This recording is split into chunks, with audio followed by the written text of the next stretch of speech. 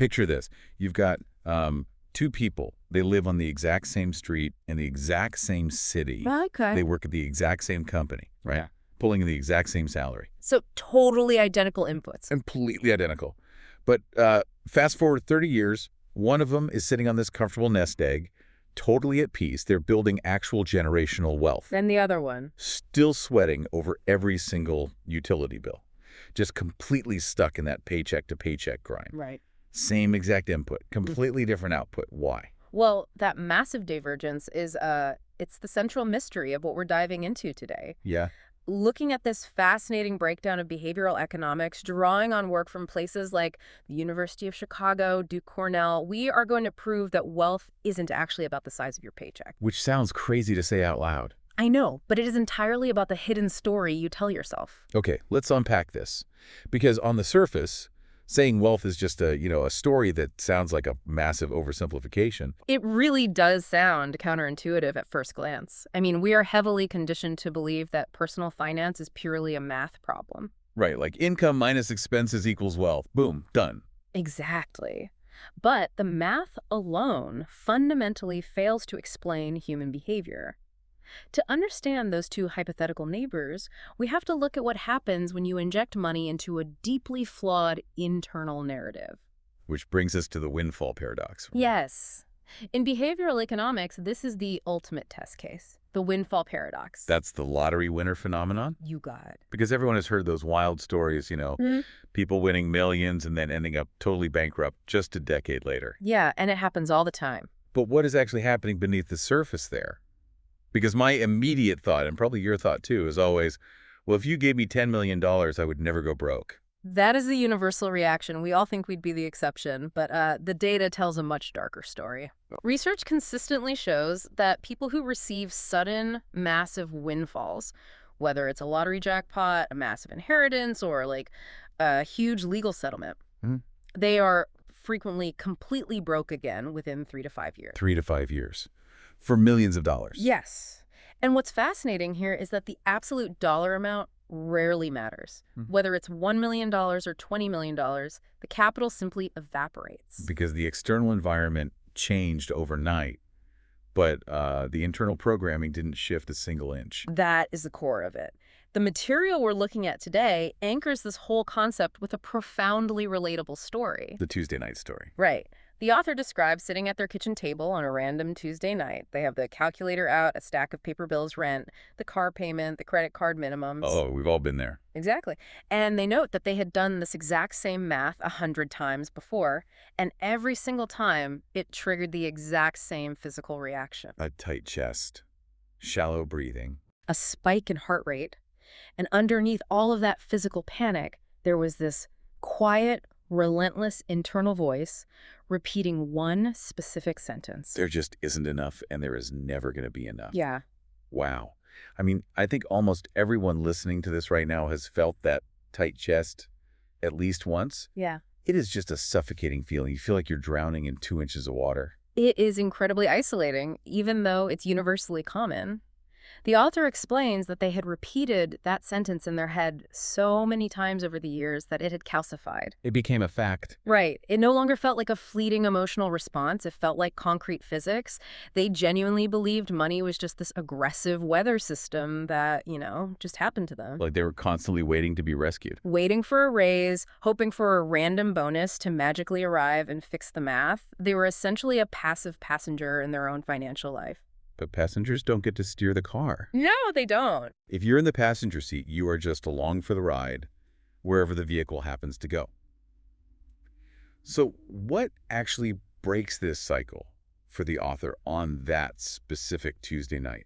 An outside perspective interrupts the loop. A friend named Marcus calls, just casually checking in. Right. And their author, just completely overwhelmed by the calculator and the bills, finally says the quiet part out loud. They say, "I don't think I am ever going to get ahead." And Marcus responds with this statement that just completely reorients the whole problem. He says, "You are not behind on money. You are behind on the story you tell yourself about money." Okay, wait, I have to push back on Marcus a little bit here. Go for it. Because I know someone listening is thinking exactly what I am. If I am sitting at my kitchen table and my banking app says I have $13 to my name and my rent is due in 3 days, you're telling me I'm only broke because I have a bad story? I know, it sounds... It sounds dangerously close to toxic positivity. Like, it's like trying to upgrade a computer's hardware when the core operating software is totally corrupted. Yes, exactly. It doesn't matter how fast the processor is, or if you plug in 10 extra hard drives of memory. If the fundamental code is broken, the machine is still going to crash every single time you boot it up. That analogy perfectly illustrates the mechanism at play here. And to validate this skepticism you and the listener might be feeling, this is absolutely not about, like, manifesting wealth through positive thoughts. Okay. It is about the measurable neurological reality of what psychologists call financial identity. If we look at the science of habit formation, specifically research coming out of Stanford's behavior labs, we see clear evidence. Long-term behavior change is only durable when it flows from a fundamental shift in your self-concept. So sheer willpower isn't enough. Trying to change your habits through willpower alone is scientifically proven to fail over a long enough timeline. Let me guess. Because willpower is a finite resource. It goes deeper than that. The data suggests willpower isn't just a mental attitude. It operates like a depleting cognitive resource. Like a battery. Think of it exactly like a battery. If your internal code, your software, to use your analogy, is programmed with the identity, I am terrible with money, well, every time you try to force yourself to budget or save, you are expending massive amounts of battery power. Just to fight your own underlying code. Precisely. And eventually the battery dies, you get exhausted, you revert to your baseline identity, and you blow the budget. So Marcus wasn't offering motivational fluff. He was identifying a structural flaw. Yes. The internal software has to be rewritten before the external hardware, the bank account, can permanently function. Okay, I see the mechanism now. The story dictates the identity dictates the behavior dictates the bank account. You've got it.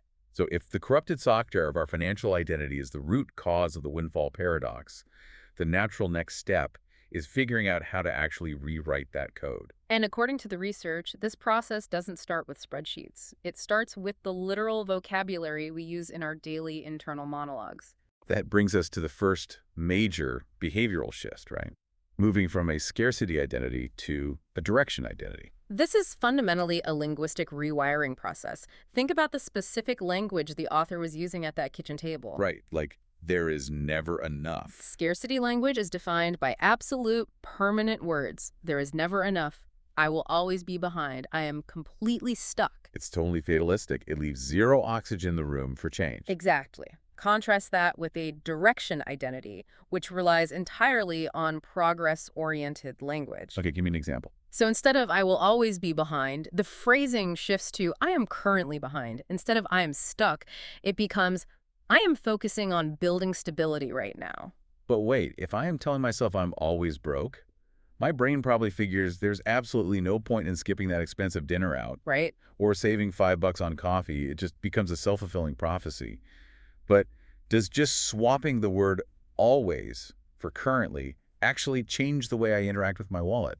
It alters the outcome because permanent language creates profound decision paralysis. Really? Just the language? What you just described, the feeling that saving $5 is pointless, is known in psychology as learned helplessness. Oh, I've heard of that. If you deeply believe you are permanently doomed financially, your brain logically concludes that no conservative financial action will save you. So paradoxically, you might as well spend the money and get a fleeting moment of joy. Exactly. But when you use progress language, you signal to your amygdala and your prefrontal cortex that the current state of distress is temporary. It removes that subconscious belief that your actions don't matter. That is fascinating. And there's something brilliant about this point in the material. The actual literal numbers in the bank account are identical the week before you make this shift and the week after. Yes. You are mathematically just as broke on Friday with a direction identity as you were on Monday with a scarcity identity. The environment hasn't changed at all. But because the background filtering mechanism of your brain changed, the way you interpret your choices changes. You've updated the operating system. Now the hardware can finally receive new commands without crashing. Exactly. But here's the catch. Once you shift from seeing yourself as a permanent failure to seeing yourself as a work in progress, you have to actually look at what your daily actions are. That's the hard part. You have to confront the behaviors that are sabotaging your new direction. And the biggest culprit here seems to be how we use money to self-medicate. This is the second crucial shift, breaking the emotional spending loop. The consumer psychology programs over at Cornell University have done extensive research into this. And the underlying neurology is really eye-opening, right? They've mapped out exactly how this loop functions on a chemical level. Let's get into the mechanics of this loop, because this part of the deep dive hit a little too close to home for me. I think it hits close to home for everyone. The loop starts with a trigger of discomfort. Let's say it's 4:00 p.m. on a Thursday. You've had a brutal day at work, your boss was overly critical, or maybe you had a tense argument with your partner. Your brain is flooded with cortisol, the stress hormone. You feel terrible. So your brain wants a quick fix. To counteract that stress, your brain seeks immediate relief.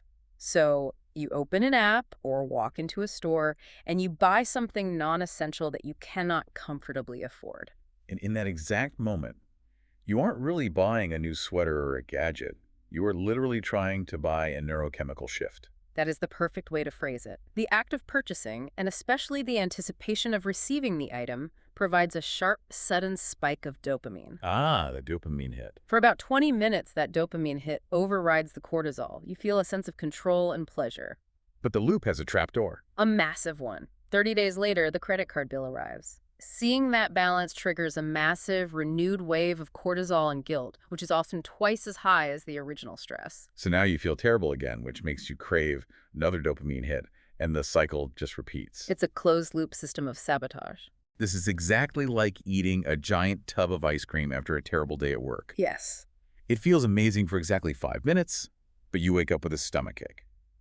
We're just doing that, but with our credit cards.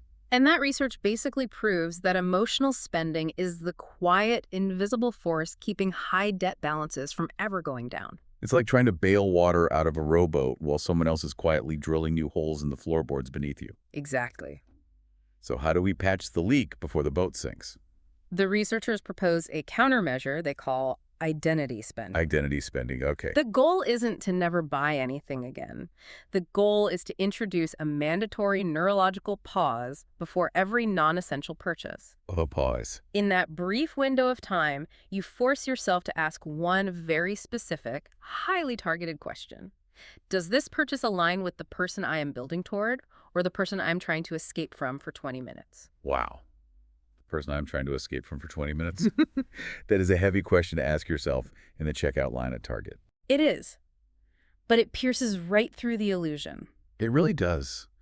When I am, adding things to my cart online at midnight because I can't sleep, I know I'm not building a secure future. I'm just trying to escape a feeling of inadequacy or anxiety right in that moment. By asking that question, you are intentionally engaging your prefrontal cortex, the logical, forward planning part of your brain. Which overrides the panic. It forces it to override the impulsive emotional demands of the amygdala. You are actively reinforcing your new disruption identity in real time. But here's the problem with identity spending. What's that? You can't honestly ask yourself if a purchase aligns with your future if you refuse to look at your current bank balance. Yes. It's completely impossible to plot a route on a map if you don't know your starting coordinates. Yeah. Which brings us to the third and probably most intimidating shift in the research, moving from avoidance to awareness. This is absolutely where most people hit a wall. In behavioral economics, this is formally recognized as the numbness problem. The numbness problem. It's the active, intentional avoidance of your own financial reality. Like avoiding the banking app, leaving the utility bills unopened on the kitchen counter. Out of sight, out of mind. It's like driving down the highway in dense, heavy fog and deciding to turn off your headlights because seeing the cars you might crash into is simply too scary. That is a terrifying image. Right. But the danger hasn't magically disappeared. You've just intentionally blinded yourself to it so you don't have to feel the fear right now. The driving in the fog metaphor is brilliant because it highlights the absurdity of the behavior, yet we all do it. We really do. The brain prefers the immediate relief of the fog over the temporary shock of seeing the danger. But the data from financial literacy groups, specifically work associated with Harvard's behavioral labs, reveals something incredibly encouraging about this. Oh, good. We need some good news here. They found that the simple, isolated habit of regularly reviewing your financial numbers, even if you do not change a single dollar of your spending behavior at first, is strongly correlated with measurably improved financial outcomes over time. Wait, I want to make sure I'm understanding the mechanism here. Sure. Just the act of looking at the numbers. without cutting up my credit cards or like eating rice and beans actually improves my finances. How is that possible? It's because awareness compounds. When you stop hiding, the background anxiety starts to clear, allowing you to make better micro decisions automatically. Okay, that makes sense. The material shares a really powerful case study about a man named Michael to illustrate this. Right, the guy from Ohio. Yes. He was 32, living in Ohio, and carrying roughly $18,000 in combined credit card and personal loan debt. And what's interesting is he didn't classify himself as having a spending problem. He knew he had a numbness problem. Exactly. He knew the $18,000 was out there hovering over his life like this dark storm cloud, but he just stubbornly refused to look up at the sky. He maintained that intentional blindness until one afternoon when his young daughter innocently asked him a question. Ah, this part got me. She asked him why he always looked so angry and worried whenever the mail carrier arrived. Oof. Kids just have a way of cutting right through our carefully constructed defense mechanisms, don't they? They really do. And it entirely shattered his numbness. He realized his avoidance was leaking into his family life. So what did he do? Michael committed to doing just one tiny thing. He instituted a 5-minute, zero-judgment number check every single Sunday night. No spreadsheets? He didn't build a complex color-coded spreadsheet. He didn't swear off buying coffee. He just sat down and looked at all his account balances. Wow. And within 8 months, without any dramatic increase in his salary, he naturally paid off nearly $6,000 of that debt. Because the avoidance was no longer running the show in the background. Yes. But that reveals a massive paradox about human psychology, doesn't it? We convince ourselves that avoiding the numbers is what prevents our anxiety. We think the banking app is the source of the pain. But the reality is the exact opposite. Avoiding the bank app is exactly like avoiding the scale after Thanksgiving dinner. Yes. Not looking feels safer, but the numbers don't vanish just because you close your eyes. Checking your numbers regularly operates on the exact same psychological principle as checking the batteries in your smoke detector. Oh, I like that. If you never test your smoke detector, you live with this low-level, subconscious hum of terror that your house might burn down while you're sleeping. Right. But if you press the pest button every Sunday, you know it works. You know the exact status of your environment. So the avoidance itself is the fuel for the background anxiety. The regular calm review actually neutralizes the fear. Precisely.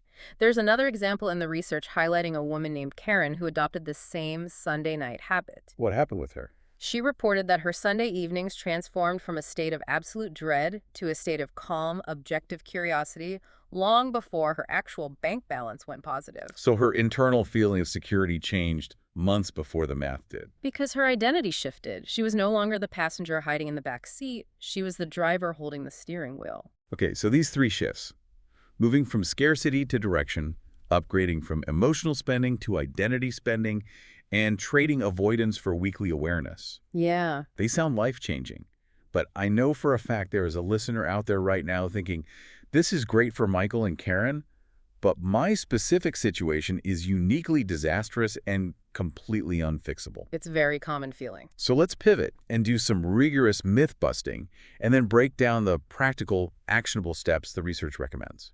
I think the most pervasive and damaging myth we see in the data is the belief that it's simply too late for me. Yes. The script addresses this head-on with the story of Jennifer. Right. She is 46 years old, running a small business in North Carolina, Yeah. and she was completely paralyzed by retirement anxiety. She carried this heavy belief that because she didn't start diligently investing in her 20s, like all the finance blogs say the game was already over. But when she actually sat down with an advisor, they looked at the raw math of compound growth. And compounding does not strictly require a head start. It requires time and consistency. Exactly. If you are 46, you still have nearly 2 full decades before traditional retirement age. Establishing consistent awareness and direction identity in your late 40s can radically alter the trajectory of your next 20 years. It is literally never too late to turn on the headlights and look through the windshield. Never. I love that. The second myth that keeps people stuck is the idea that you need a massive, high-tier income to actually build wealth. The behavioral studies completely dismantle this.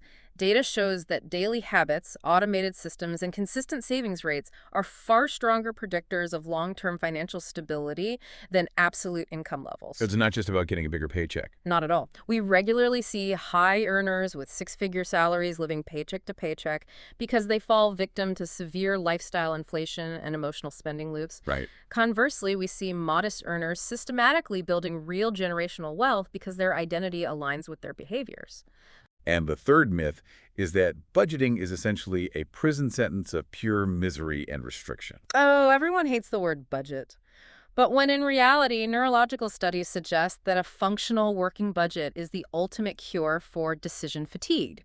Wait, how does a budget cure decision fatigue? It dramatically reduces the daily mental load of constantly agonizing over whether you can afford a given item. It doesn't restrict you. It gives you the psychological freedom to spend without the cortisol spike on the back end. That reframing changes everything. Okay. Let's get highly practical. What are the specific step-by-step actions we should take to actually implement these identity shifts this week? I want to make sure we don't rush through this. The researchers outlined 4 foundational steps. Step 1 is to schedule a 5-minute fixed weekly check. Okay, Treat it like a non-negotiable medical appointment. just 5 minutes. Yep. Step 2 is crucial. During that 5-minute check, you must physically write down one single sentence of reflection about your numbers. Wait, write it down, like with a pen and paper. Why can't I just type it into the Notes app on my phone? Because of how memory and identity are encoded in the brain. The physical motor pathways activated by handwriting engage different cognitive processing centers than tapping a glass screen. Really? Yeah. Handwriting forces you to slow down and synthesize the information, which reinforces the identity shift far more deeply than passive scrolling or typing. That makes total sense. Okay, what's next? Moving to step 3. Automate a tiny recurring savings contribution, even if it is literally just $5 a week. Which ties perfectly back into Stanford's research on the willpower battery. Exactly. If the $5 moves automatically on payday, you don't have to burn any cognitive energy deciding to save it.